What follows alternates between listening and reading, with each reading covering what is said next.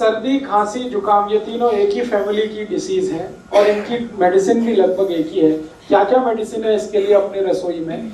सबसे अच्छी मेडिसिन है अपनी रसोई में अदरक।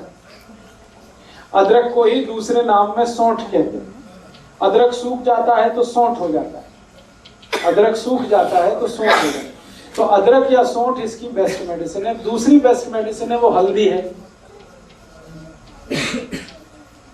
तीसरी बेस्ट मेडिसिन सर्दी, खांसी, जुकाम की चूना है। चौथी बेस्ट मेडिसिन सर्दी, खांसी, जुकाम की किशमिश है।